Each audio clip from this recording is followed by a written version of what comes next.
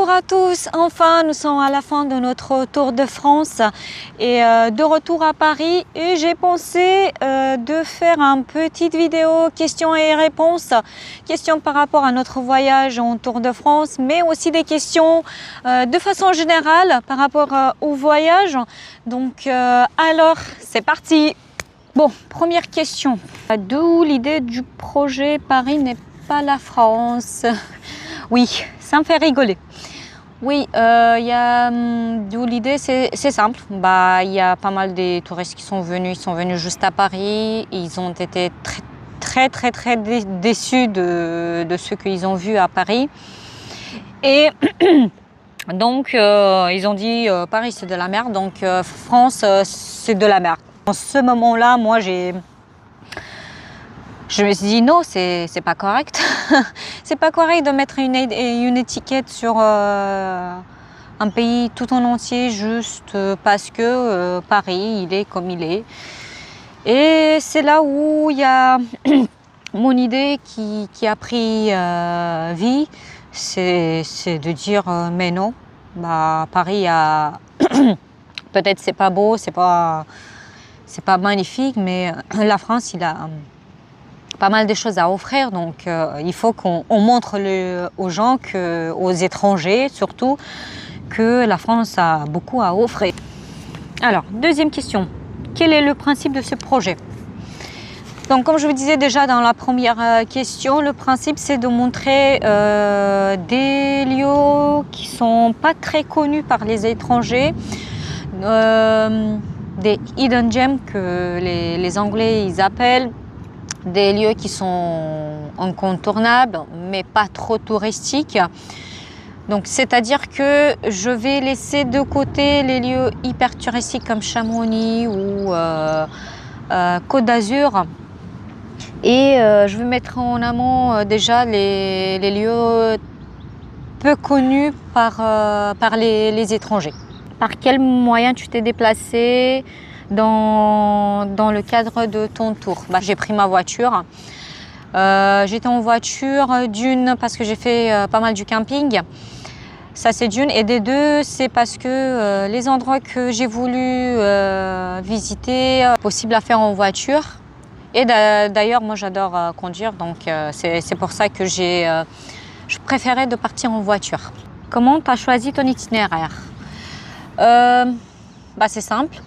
En fait, j'ai fait sur My Maps, j'ai fait la carte de la France. J'ai mis des pins partout, et c'est comme ça que j'ai fait. Oh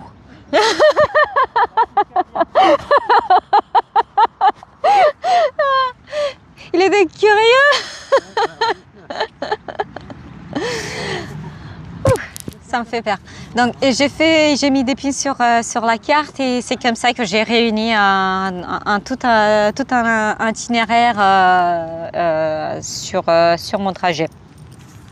Est-ce que c'est cher pour ce genre de tour? Pour moi, c'était pas cher parce que je suis pas partie pour faire des all-inclusive à 4 étoiles. Je suis partie pour découvrir des endroits, pour découvrir la nature. Donc, je suis allée pour découvrir plutôt et ne pas chercher à faire des week-end breaks, des petites tours, des hôtels à 4 étoiles, tout simplement. Donc, c'est pas cher, en vrai. Qu'est-ce que tu as appris de ce voyage? Bon, ça c'est une belle question. Qu'est-ce que j'ai appris de ce voyage?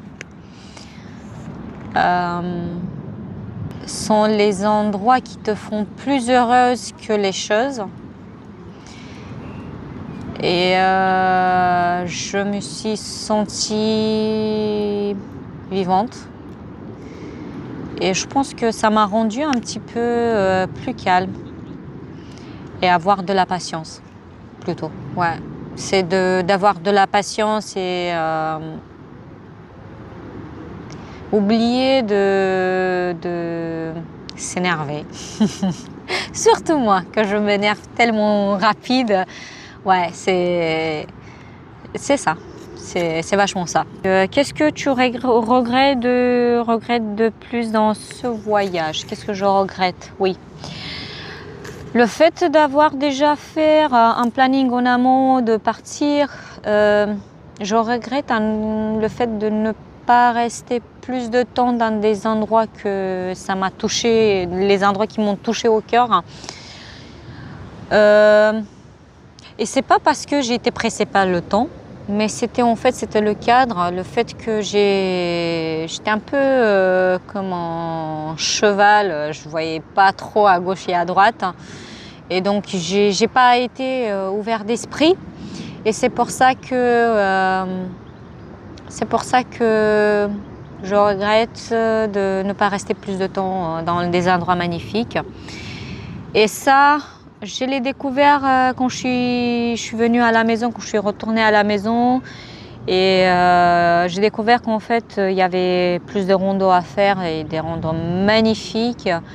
Et je me suis dit, punaise, pourquoi je suis partie dans cet endroit-là pour faire juste un rondo, pourquoi j'étais pas ouvert d'esprit et de faire tout ce qu'il y avait à faire dans cet endroit-là.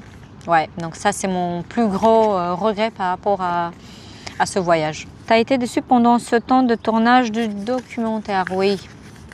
J'étais tellement déçue quand je suis visité un endroit que j'ai tenu au cœur. C'était un endroit avec un charge archéologique gigantesque. C'était très important pour moi et j'ai voulu tellement voir ça. Mais malheureusement, la direction de cet endroit-là, de ce site archéologique, a décidé de ne pas permettre la prise des photos et des vidéos dedans. Donc j'ai été titanisée face à ça. J'étais énervée, tellement énervée, et je me suis dit, ok, qu'est-ce que je vais faire? Parce que j'avais tellement envie de partager avec les gens ce que j'avais à découvrir, ce que j'ai découvert déjà. Et je me suis dit, mais non, comment les gens ils vont pouvoir comprendre, comment les gens ils vont pouvoir se projeter, comment ils vont se connecter avec le lieu si moi je partage pas ce qui est à l'intérieur. Donc ouais, c'était la plus grosse déception de mon voyage. En espérant d'ailleurs, messieurs ou madame de la direction de ce lieu, peut-être ils vont changer d'avis, ou au moins de vendre peut-être la prise des vidéos ou des photos par rapport à ça. Donc au moins ça. Le moment le plus remarquable de ce voyage découvert, oui, c'était dans les Pyrénées, quand j'ai découvert le cirque de Gavarnie. Tout au début, je suis partie là-bas, mais j'avais pas des attentes. Pour moi, c'était la Suisse, la première pays avec une nature découverte hors norme. Et jusqu'au moment où je suis arrivée en Pyrénées, et j'étais tétanisée, tout simplement. Quand je suis arrivée là-bas, j'étais émue, franchement. J'avais envie de rester là-bas, j'avais envie de prendre 1 milliard de photos, 1 milliard de vidéos, et ça m'a touché vraiment le cœur, ça m'a gravé le cœur, et ça va rester dans mon cœur pendant, je pense, un très longtemps. Ça va rester dans mon cœur, ce lieu-là. Et oui, c'était quelque chose que je vais pas oublier récemment. Je vais pas. T'as pas eu peur de voyager seule? Non, j'ai pas eu peur de voyager seule. Avant de partir, oui, j'ai eu quelques doutes. J'avais des repensées. Comment il y a les Anglais qui disent cold feet. Mais après, une fois que je suis partie, non. Toutes mes doutes, ils sont partis avec. Et malgré que physiquement, j'étais toute seule, mais en vrai, j'étais entourée de pas mal des voyageurs. Donc, malgré que je ne communiquais pas avec, mais non, j'ai pas eu peur. j'ai pas eu peur du tout. Hein. Comment tu as géré ton temps entre les trajets, le tournage et le montage? Alors, c'est simple parce que quand je suis partie de chez moi, en fait, j'ai dit ok, je vais tourner un maximum, je vais donner un maximum d'informations. Donc j'ai pris un maximum des cadres et le montage, je l'ai fait à la maison. Et c'est ça ce que ça m'a permis de bien m'organiser et de ne pas être fatiguée entre les trajets. Et plus, c'était le fait de ne pas être pressée par le temps. Alors, prochaine question. Quel est le matériel utilisé pour filmer? J'ai un téléphone S24, c'est un Samsung. Et aussi, j'ai une drone. C'est DJI Mavic Air S2. Et c'est tout. Donc je pense que le plus important, c'est que je transmets à travers tes vidéos, au-delà vraiment de la qualité de tes images. Oui, c'est vrai, c'est très important aussi la qualité de tes images, mais je pense que c'est plutôt le feeling qui compte de plus. Question d'ordre général. Voyager temps plein ou occasionnel? Je suis une personne équilibrée, donc je pense que voyager occasionnel, c'est mieux. Ça, c'est pour moi. Je ne parle pas pour les autres, puisque je pense que ton grade d'être émouvé par tes voyages, elle est beaucoup plus élevée que si tu aurais voyagé pendant des années et des années.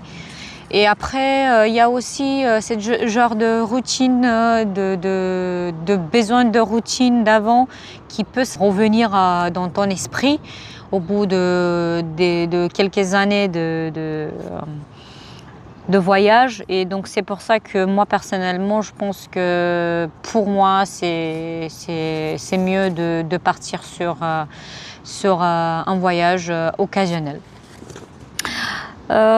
Comment tu choisis tes destinations? J'ai commencé à voyager avec mon mari. On a visé en fait des destinations qui ont l'air d'être hyper chères, que les gens ils savent que c'est très cher, très coûteux pour aller dans cet endroit-là. Et nous on se dit ok, si c'est cher c'est mieux parce que nous on va la rendre la moins chère possible. Et on a réussi à faire, donc c'est notre devise à en fait démontrer des pensées comme quoi c'est un endroit hyper cher, inaccessible. Donc nous, on va la rendre la moins chère possible et sans faire des compromis, des gros compromis sur le voyage. Voilà. Conseil pour les nouveaux voyageurs. Osez. Malgré que vous avez peur, c'est normal. Je ne vous dis pas de ne pas avoir peur, c'est normal c'est humain d'avoir des peurs. Mais je pense que osez de surmonter vos peurs parce qu'il y a toujours quelque chose de magnifique derrière. Et ne pas écouter les gens à 100% quand ils vous disent « Oh non, ne pas y aller là-bas, c'est de la merde » ou c'est cher ou je sais pas, il n'y a rien de beau, etc. Parce que je pense que il y a un 10% de ton voyage qui fait que ton voyage, tu le rends toi-même plus magnifique que lui, il était de base. Donc ça tient de toi aussi en même temps. Et bien sûr de tes attentes de la destination, tout simplement. Des nouveaux projets, oui, on a des nouveaux projets déjà. On pense à sortir de notre zone de cocooning et de confort et d'aller dans des endroits et destinations qui sont un peu bizarres pour nous. Et ça c'est d'une. Et des deux, c'est un projet, mais il est grandiose, c'est vrai, et difficile en même temps. parce que ça demande beaucoup de travail en même temps. Et j'ai en tête de faire une application qui va réunir toutes les informations sur les voyages, sur le voyage en France. Donc tout ce qui est à destination, tous les trajets rando en mapping, et qui va réunir aussi les gîtes, les places de camping, les parkings, et aussi des artisans locaux à découvrir, des petits marchés locaux. Généralement, de promouvoir tout ce qu'il y a locaux dans cette région-là où il y a des choses à voir. Et je pense que ça va rendre heureux tout le monde. Déjà, les touristes, peu importe qu'ils sont des étrangers ou français, ils vont pas devoir aller sur tous les sites pour recueillir les informations pour